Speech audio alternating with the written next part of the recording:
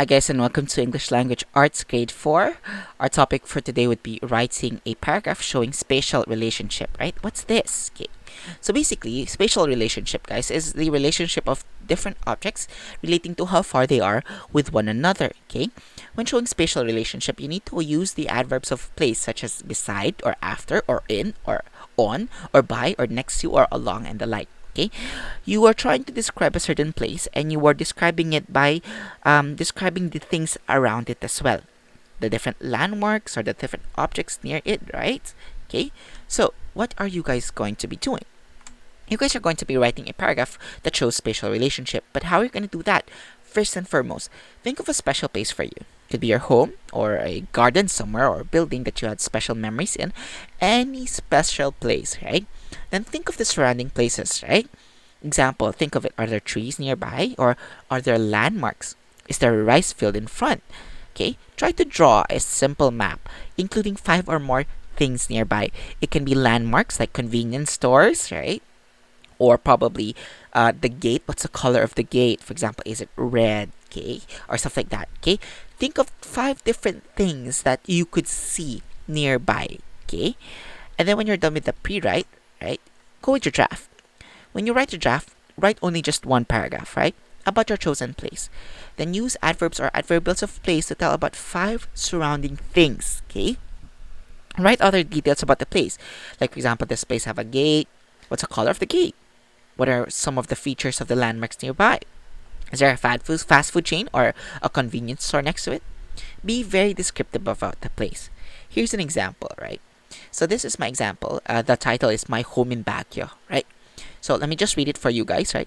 The boarding house I stayed in Baguio in is very special for me. It is in a place, it is in a nice barangay near SM called Engineers Hill. I could easily walk to school, which is not far away. When you go down the hill, you'd see a 7-Eleven store, which is very convenient. Right next to it is also a small stall that sells street food and barbecue for cheap prices. Close to the stall is also basketball court where I go to for morning exercises, right? So here I discussed about my boarding house, right, which I actually stayed in Baguio, right? And then I used different landmarks, different things nearby. Example, SM, which is near. It's actually very near SM. It's walking distance, right?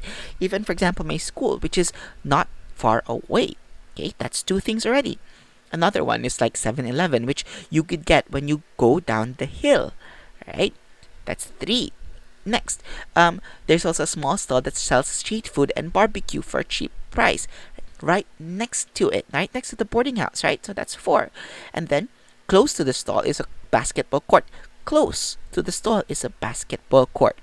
Okay, and that's what you guys are going to be doing. See, it's very simple, it's very easy, but make sure that you be descriptive about the place. So I didn't just say there's like a street food or barbecue that sells street food or barbecue. I even said that they sell it for a cheap price, right?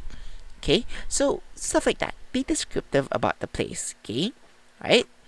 When you're done with your draft, go to your revise and then answer these questions. Do I need to add details? Do I need to cut some details? Do you need to move some details? Is the spatial relationship of each place well identified? Do all my subjects and verbs agree? Take note that you have to say yes on all of these things. And when you're done with that, go to your edit, check for grammar, spelling, indentation, or punctuation mark errors. Okay? And then when you're done with that, publish. Write the paragraph, just one paragraph, guys, huh? In your notebooks or in a whole sheet of pad paper. Take note there should be 5 or more things that you have to relate in terms of how far they are to your chosen place. 5 or more things. Write spatial relationships as the activity title, and the title of your work must be the place you're writing about. So like example in mine, right? My home in Baguio.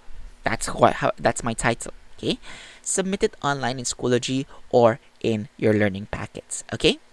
And that basically ends our topic for writing a composition that shows spatial relationship.